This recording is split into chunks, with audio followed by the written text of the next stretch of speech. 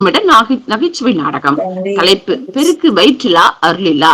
பாத்திரங்கள் காருண்யா புத்திசாலி, சுறுசுறுப்பானவர், எல்லாவற்றையும் விளக்கமாக கூறுவார். அடுத்த பாத்திரம் சிவஞானம். சைவ சித்தாந்த ஆசிரியர், அமைதியாக இருப்பார், ஆனால் நகைச்சுவையோடு அறிவுரை கூறுவார். மூன்றாவது பாத்திரமாக சிவார்த்தி, குறும்புக்காரி, எல்லாவற்றையும் தவறாக புரிந்து கொள்வார், அதனால் எல்லோரும் சிரிப்பார்கள். இப்பொழுது காட்சி 1. மேடையில் ஆடிப்பெருக்கு அலங்காரம் கலந்த சாதம், பூக்கள், குடம், வாழை இலை, மஞ்சள், குங்குமம், விளக்கு அனைத்தும் வைக்கப்பட்டுள்ளன. காருண்யா அழகாக அலங்காரம் செய்து கொண்டிருக்கிறார். அந்த நேரத்தில் சிவார்த்தி பெரிய பையை தூக்கி கொண்டு ஓடி வருகிறார். அடடே, இவ்வளவு பெரிய பையா? ஆடிப்பெருக்குக்கு வந்தாயா அல்லது 3 மாசம் தங்க வர்றியா? காருண்யா, இன்று முக்கியமான நாள். அதான். நான் காலையில இருந்து சாப்பிடல. ஏன்? இங்க 8 வகை சாதம் கிடைக்கும்னு கேட்டேன். வயிற்றுல இடம் வைக்கணுமே. உனக்கு ஆடிப்பெருக்கு என்றாலே சாப்பாடு தானா? அப்புறம் எலுமிச்சை சாதம், புளியோதரை, தேங்காய் சாதம், எள்ளு சாதம், தயிர் சாதம், தக்காளி சாதம், மாங்காய் சாதம், சக்கரை பொங்கல்னு நான் எல்லாத்தையும் டேஸ்ட் பண்ணணும்.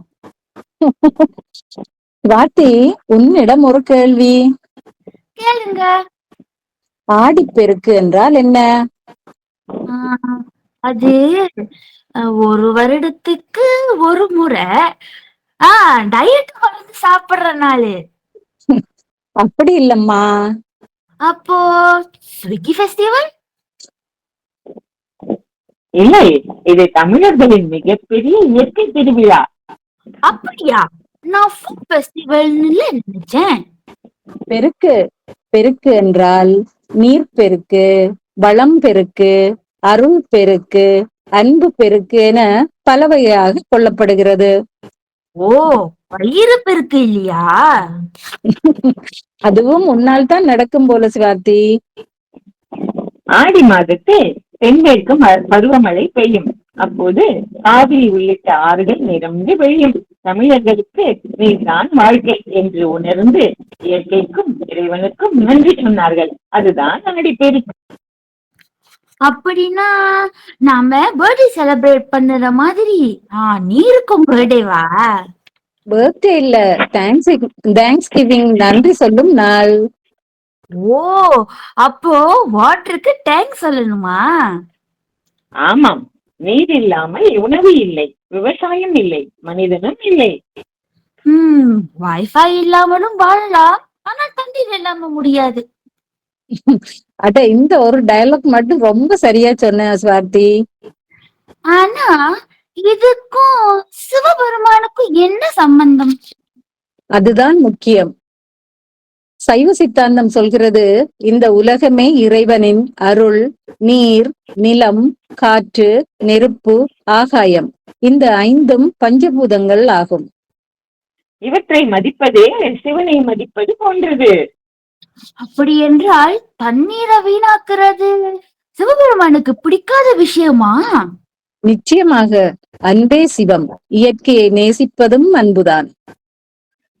அதனால்தான் ஆடிப்பெருக்கு விழா மட்டுமில்லை, அது ஒரு வாழ்க்கை பாடம். காட்சி 1 முடிவடைகிறது. காட்சி 2 ஆரம்பமாகிறது. கலந்த சாதமா, கலந்த அருளா. மேடையில் மீண்டும் வெளிச்சம் வருகிறது. காருண்யா, சிவஞானம் இருவரும் ஆடிப்பெருக்கு ஏற்பாடுகளை செய்து கொண்டிருக்கிறார்கள். சிவார்த்தி பெரிய தட்டுடன் வருகிறார். காருண்யா, ஒரு சந்தேகம். இந்த ஆடிப்பெருக்கு விழாவுக்கு எதுக்கு இவ்வளவு வகை சாதம்? நம்ம வீட்டுல சாதம் ஒரு வகை தான், அதுவும் நேத்து சாதம். சிவார்த்தி, அது கலந்த சாதம். ஆடிப்பெருக்கு நாளில் பல வகையான சாதங்கள் செய்து இயற்கைக்கும் இறைவனுக்கும் நன்றி செலுத்துவது ஒரு மரபு. அப்படியா? அப்போ 8 சாதம் இருக்கே, அது 8 பேருக்கு பகிர்ந்து கொடுக்கணுமா? ஆமாம், பகிர்ந்து கொடுத்துதான் உண்ண வேண்டும். அப்படியா? நான் தவறா புரிஞ்சிட்டேனா? நான் 8 வகை சாதத்தையும் ஒருத்தரே சாப்பிடணும்னு நினைச்சேன். அதனால்தான் காலையில இருந்து இடம் பிடிச்சிட்டு இருந்தேன். சுவாதி, கலந்த சாதத்தின் பின்னால் ஒரு பெரிய கருத்து இருக்கிறது. கருத்தா? நான் இதுவரைக்கும் சாப்பாட்டுக்கு மட்டும்தான் கருத்து இருக்கும்னு நினைச்சேன். ஒவ்வொரு சாதத்திற்கும் ஒரு அர்த்தம் இருக்கிறது. எலும்பிச்சை சாதம் மகிழ்ச்சி புத்துணர்ச்சியையும் கொடுக்கும். புளியோதரை பாதுகாப்பும் பாரம்பரியமும் நிறைந்தது. தேங்காய் சாதம் வளம் மற்றும் செழிப்பை கொண்டது. எள்ளு சாதம் ஒற்றுமை மற்றும் நன்றியுணர்வு மிக்கது. தயிர் சாதம் அமைதியான நிலையை தரும். சர்க்கரை பொங்கல் இனிமையான வாழ்க்கை முறையை வாழ வழிவகுக்கும். அப்படியா? அப்போ தக்காளி சாதம்? அது குடும்பத்தில் யாராவது கோபமாக இருந்தால் அவருக்கு தக்காளி சாதம் கொடுத்தால் சிவப்பு முகம் போயிடுமா? உன் விளக்கம் புதுசா இருக்கா? ஆனா உண்மையான கருத்து என்னவென்றால், உணவு என்பது இறைவனின் அருள். அதை நாம் மதிக்க வேண்டும்.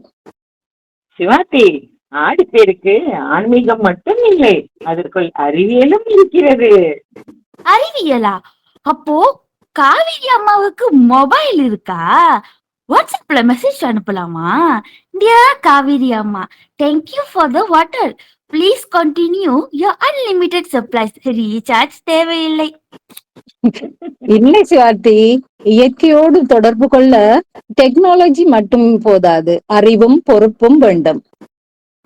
மழை பெய்து ஆறுகள் நிரம்பும் காலத்தை கவனித்து விவசாயத்திற்கு தயாராகும் காலமாக தமிழர்கள் ஆடிப்பெருக்கை கொண்டாடினார்கள். அப்படியா? அப்போ பழைய தமிழர்கள் வெதரப்பில்லாமலேயே வெதர் தெரிஞ்சுக்கிட்டாங்களா? ஆமாம், அவர்கள் இயற்கையை கவனித்தார்கள், மேகத்தை பார்த்தார்கள், மழையை புரிந்தார்கள், நீரின் முக்கியத்துவத்தை அறிந்தார்கள், அதற்கேற்ப நடந்து கொண்டார்கள். அப்போ நம்ம காலத்துல வெதர் ஆப்ப பார்த்து நாளைக்கு மழையா என்று கேட்கிறோம். அவர்கள் இயற்கையே சொல்லும் என்று வாழ்ந்தார்கள். ஆடிப்பெருக்கு விவசாயிகளுக்கு முக்கியமான நாள். நீர் கிடைத்தால் விதை விதைக்கலாம், பயிர் வளர்க்கலாம், உலகத்திற்கே உணவு தரலாம். அப்படின்னா நம்ம சாப்பிடுற ஒவ்வொரு சோறு மணிக்கும் ஒரு விவசாயியின் உழைப்பு இருக்கா? ஆமாம், நீங்கள் சொல்வது மிகவும் சரி. அதனால் தான் உணவை வீணாக்க கூடாது என்று பெரியோர்கள் இன்றும் சொல்கிறார்கள். அப்போ நான் கல்யாணத்துல சாப்பாடு பிடிக்கல என்று பாதி தட்டில் விட்டது விவசாயிக்கு துரோகமாச்சா? அது ஒரு சிறிய தவறுதான், ஆனால் இனிமேல் மாற்றிக்கொள்ள வேண்டும். சரி, இனிமேல் தட்டில் எடுத்ததை முழுமையாக சாப்பிடுவேன். ஆனால் எனக்கு பிடிக்காத காய்கறி வந்தால் என்ன செய்வது? அதை அன்போடு சாப்பிட முயற்சி செய். சரி, கத்திரிக்காய்க்கு கூட அன்பு காட்டணுமோ? கத்தரிக்காய்க்கு அன்பு இல்ல, அன்பு காட்ட தேவையில்லையா ஸ்வாதி? அதை உழைத்த விவசாயிக்கு அன்பு காட்ட வேண்டும். ஆடிப்பெருக்கில் பெண்கள் முக்கிய பங்கு வகிக்கிறார்கள். மஞ்சள் குங்குமம் வைத்து விளக்கு ஏற்றி நதியையும் இயற்கையையும் வணங்குவார்கள். பெண்கள் மட்டும் ஏன் செய்கிறார்கள்? ஆண்கள் என்ன செய்வார்கள்? ஆண்களும் பங்கேற்க வேண்டும். ஆனால் பெண்கள் குடும்பத்தின் வளம், ஒற்றுமை, நலன் ஆகியவற்றிற்காக பிரார்த்தனை செய்வது ஒரு சிறப்பு மரபு. பெண் என்பவர் குடும்பத்தில் அன்பையும் அறத்தையும் வளர்ப்பவர். அதனால்தான் அம்மா தினமும் சொல்லுவாங்க, வீட்டை சுத்தமாக வையி, தண்ணீரை வீணாக்காத, சாப்பாட்டை வீணாக்காதன்னு. நான் தான் கேட்காமல் இருந்தேன். காட்சி 3, காட்சி 2 நிறைவடைந்து இப்ப காட்சி 3 ஆரம்பிக்கின்றது. அதிகாலை 4 மணி முதல் 5:30 வரை கூட்டு பிரார்த்தனை சாத்தியமா? சிவாத்தி, நம்ம கைலி அறக்கட்டளையில் தினமும் அதிகாலை 4 மணி முதல் 5:30 மணி வரை பிரம்ம முகூர்த்த நேரத்தில் கூட்டு பிரார்த்தனை நடக்கிறது. தெரியுமா உங்களுக்கு? என்னது? அதிகாலை 4 மணி முதல் 5:30 மணியா? ஐயோ சிவஞானம் ஐயா, அந்த நேரத்துல தூக்கம் என் கண்ணை சுழற்றுமே. அலாரம் அடிச்சா கூட அதை ஆஃப் பண்ணிட்டு திரும்ப தூங்குற டைம் ஆச்சு அது. தினமும் எப்படி ஐயா தவறாம வர்றது? சிவாஸ்தி, அது கஷ்டம் இல்ல. தினமும் அதிகாலை கூட்டு பிரார்த்தனையில் தவறாமல் கலந்து கொள்ள சில எளிய வழிகள் இருக்கு. அப்படியா? என்ன வழிகள்? சொல்லுங்க, நானும் கேக்குறேன். இங்க இருக்கிற அனைத்து மக்களும் கேட்கட்டும். கேளு கேளு, சொல்றேன். முதலாவதாக சீக்கிரமாக தூங்குதல். இரவில் 10 மணிக்கு மேல் போனை பார்க்காமல் சீக்கிரமாக தூங்க செல்ல வேண்டும்.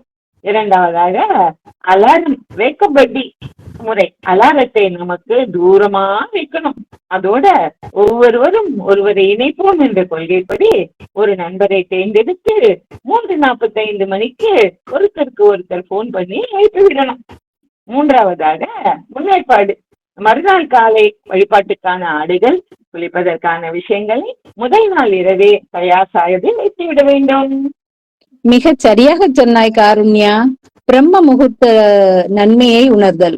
அதிகாலை 4 மணி முதல் 5:30 மணி வரை என்பது இயற்கையிலேயே நேர்மறை ஆற்றல் நிறைந்த நேரம்.